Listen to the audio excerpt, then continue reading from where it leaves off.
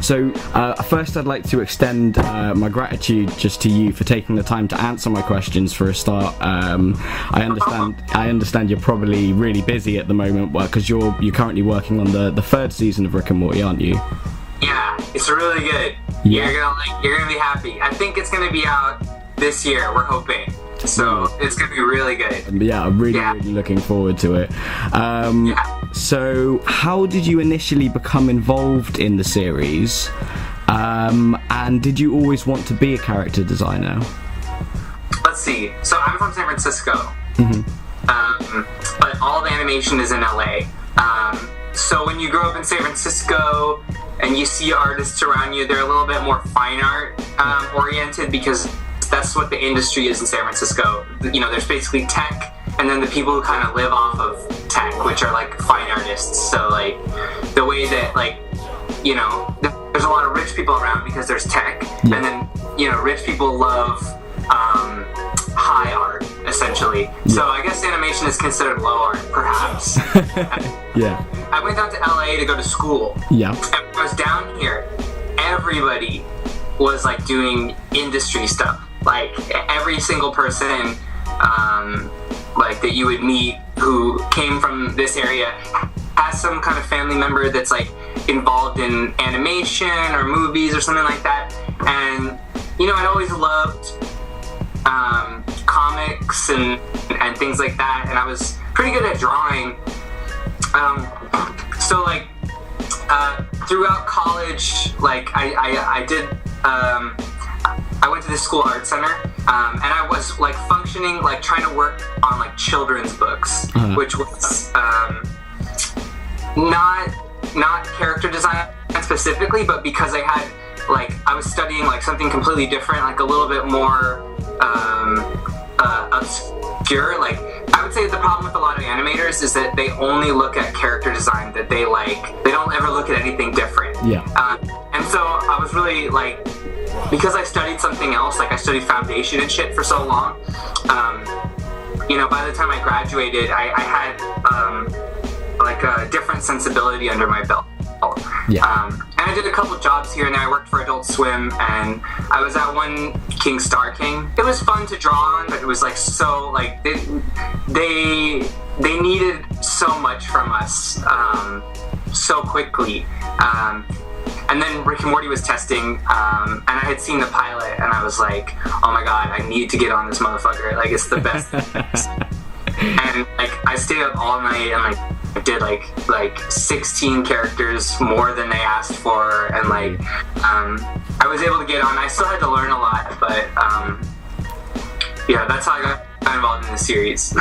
What was your question? that was pretty much it, man. You answered it perfectly. That is great. I'm here in LA, as opposed to San Francisco. There's a lot of animation going on, so you can compete against other companies. There's like Nick is competing against Cartoon Network, is competing against Disney, is competing against Warner Brothers, and so they're always putting more money in the pot for artists. So you can get paid quite a lot more if you are in a place where there's a lot going on, as opposed to a studio like Laika, which is up in Portland, and they have a monopoly that if you live in Portland and you want to do animation, the only place that you can work is Laika, and so then they can pay you whatever the fuck they want. Same with Pixar. It's up in San Francisco, like next to San Francisco, and that's the only place you can work if you want to do animations. Okay, so if we move on to my second question, what's it like working in the Rick and Morty studio environment? Is it as quirky as the show, and do you sort of prefer it as opposed to working from home? Oh, for sure I would rather work in a studio. I've worked freelance, like, kind of things before. I hate it. It's like, you, as primates, we feel good in a community all the time. And it's probably a lot more technical than you would think, working like character design or working when they're doing writing or whatever. It's like that quirkiness or that zaniness, they changed the scripts so much. Like right up until it's getting released, they're changing the scripts. Really? Yeah, I mean, they have to be really tight because it is a show that's based around writing, as opposed to a show that's based around boards, like Adventure Time. Yeah. It's entirely based around, like, the guys who are doing storyboards, like, they get all the power and they get to write everything. So they have like a crew of writers who, like, and Dan Harmon, who, like, write, like, everything really solid, and we get radio plays, which is like, like, all the voice actors, like, acting before we even draw a single thing. So, like, the show is already funny. It's already, like, thought out and shit before we ever draw anything. So basically, to answer your question, my life peaked too early. It's going downhill after this. It's too good. It's too good. I get to draw aliens all day. It's too good. That sounds awesome, man. That sounds so cool. Is there any advice you would give a young visual development artist trying to get a job within an animation studio? So what employability skills are they looking for? Cool. So first of all, don't do visual development because that was something that they were training me in school the whole time I was there. It was the school art center, and they were just like, all you're gonna want to do is work at a studio like Disney, and they're gonna have you design, like, the look of, like, their movie, and you get to do stuff that's, like, really pretty and stuff that's, like, really appealing, and you can get all the credit and glory from that. But there's, like, maybe like 50 people total who do that. That's about it. Like, and it's like, if you're talking about, like, the stuff, like, those, like, gorgeous backgrounds that they put out that was, like, concept art for Wreck-It Ralph or something, like, that shit is really impressive, but, like, there aren't a lot of jobs in it, and they only let their homies in. And it's like, also there's this school down here called Cal Arts. Have you heard of that? No, I haven't. Okay, yeah, that's down here in LA, and, like, it was a school set up by Disney. Okay. And there's something that we call the Cal Arts Mafia, where it's like pretty much all their homies from Cal Arts get up in there. And I personally love television. There's way more jobs in television. There's not a lot of animation jobs in LA. What it is design, and they send most of the animation to Canada, out in Vancouver, to be animated. Korea too, a little bit, but everything seems to be going to Canada. Yeah. So, like, basically, I don't know about England at all, but all I can tell you is my own experience, which is, like,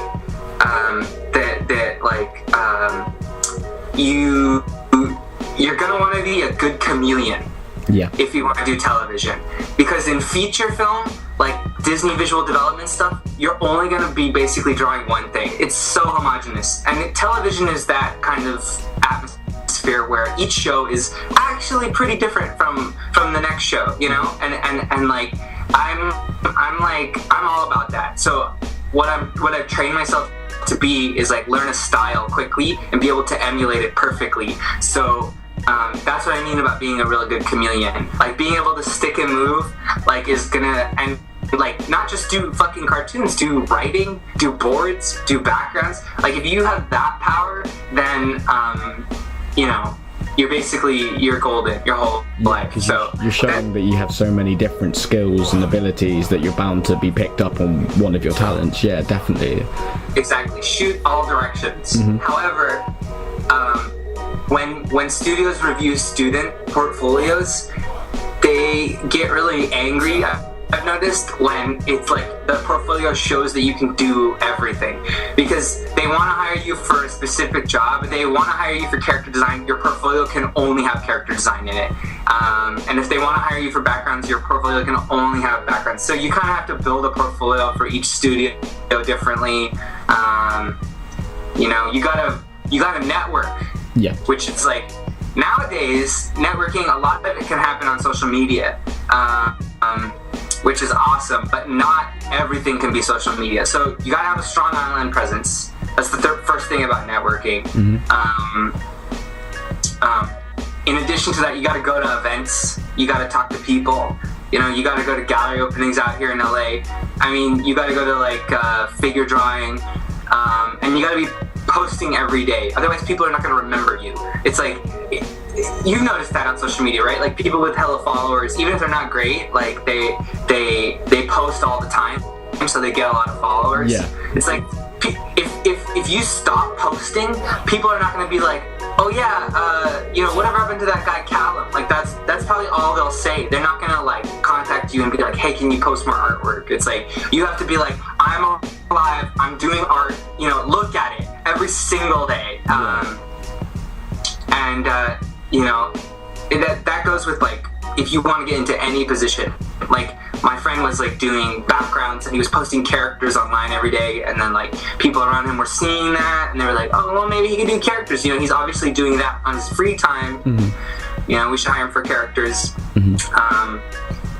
I'm trying to think what else I can like tell you that like will get you in the industry, because I felt like there was a lot of horse shit like when people were like trying to explain to me like what to do when I get a job, and I really was like all about specifics. Like that's what I feel personally. I would rather have I would rather know the truth instead of... Yeah, no, definitely. Obviously, there are going to be studios that are tough to get into and have people who are going to be arseholes, but that's going to happen everywhere. And I mean, yeah, I feel it's a lot more about personality and sort of how you present yourself. It's a big part, yeah. Basically, and I just did a thing where I hired my character crew this season, and like I have never done that before. I've always been on the other end trying to get hired, and so it was a very interesting experience for me to do the thing. Basically, here's how it went: 100 people like submitted applications to be on Rick and Morty. Wow. And like we had to cut like half of them were like Tumblr drawings with crayon, so we had to cut like, all those guys out, and then we sent tests out to the people who were like pretty much seemed industry ready in their portfolio. Of all those tests that came back, I'd say about 20 we could have hired easily. They did the bare minimum, they did 4 characters, 4 humans, 4 aliens, and like the only thing that made us hire the people we hired was the fact that they went way overboard. They drew like 16 characters. They fucking colored all of them. They showed a lot of variety in their characters. Everything became a blur except the stuff that was like bright and colorful so that's a big part of it. And then also like knowing people being cool. There's like, I don't know if you've ever seen this triangle that's kind of like the top of it is your work is good, the other corner is you're cool to hang out with, and the third corner is you're on time with everything. And you can pick 2 of those. You can pick 2 of those. You can be on time with everything and be cool to work with, but your work might not be that good. You can be your work can be really good and you can be on time, but you can be a fucking asshole. That's okay. You can be fun to work with and your work can be good, but you can be late on everything, and that's okay too. That's basically me. Like I'm late on everything, but they like my stuff, so that's cool, man. That's good. Yeah. Moving on from that, my 4th question is from talking to a few other character designers, I find each person's approach to designing is slightly different. Do you have a specific process when generating your character ideas? So I feel like character design is a language that is not the same as the written language. It's super visual, and with a visual language, it can't be too messy. And I notice a lot of character designers do that, where things will be really messy and pushed and exaggerated. It's actually almost as specific as the writers get when they're trying to make something like super like quirky or funny. It's a very specific process. You're also gonna have to do a lot of, I'd say 80% of my job is doing turnarounds and mouth charts. That's just like a huge part of the job. The creative part, I feel like you approach that with visual clarity. Silhouette is super important, just as clear as possible. And then, because it has to read in like 1 second, And if you look at The Simpsons, their silhouettes are all super identifiable. Boom, that's Marge. Yeah. Boom, that's Bart. Lisa, Homer. Brilliant. I love it. It helps. The clarity is something that I think all film directors go for when they're doing, like, if you look at, like, I guess Akira Kurosawa, like, he always has a horizon line with, like, like characters are always, like, on the horizon, so you see all their silhouettes clearly. Something I really liked about the new Mad Max was, like, it was white war boys on black machinery on a red desert. It was fucking simple. Yeah, I thought it was awesome. It was clear, you know? Every single thing was clear. Because if it's not clear, it's going to get in the way of your story. So that's what I'm really trying to emphasize when I teach my character designers, like what to do. Like the feeling of the character should read instantly. Like, you can't be like, oh, this guy, you know, he has a cage for a head and, like, he's got, like, you know, 50 tentacles. Like, it messes up the silhouette and makes it look like a firework, and there's nothing to really look at. Like, what I love about certain character designers is, like, that, like, it's almost designed like the letters of the alphabet, where the like a letter Y, you can read it without even thinking twice, you know? Like, you can actually read it in a word with a bunch of other letters and not even, like, identify it. Like, is that a Y? You know? Like, it's such a fucking quick read. It's like, you don't even think about reading it. And, like, I just pulled this book up because I thought you were going to ask this question. This is the guy who designs on Adventure Time. And, like, wow. All of his silhouettes are, like, really, really clear and really interesting. And they read so quickly. Yeah. That, like, you don't really need to, like, do any double takes. Even though those are not human characters, they're all, like, really weird alien characters. But, like, it's like clarity is like boom. Yeah. That's also a product of me being in primetime, which moves really quickly. Primetime is like The Simpsons and Rick and Morty and stuff, Bob's Burgers. But that to me is the most important thing. Yeah. Yeah. Wow. Yeah, that's really cool. Yeah, those designs you just showed me, they're awesome. Is that Adventure Time? Did you say? Yeah. Yeah. Let me see what his name is. I think it's Andy. Andy. Ristaino. I'll have a look into that because I'm interested in Adventure Time as well. Because a lot of the stuff that I design is sort of magical. So talking to someone who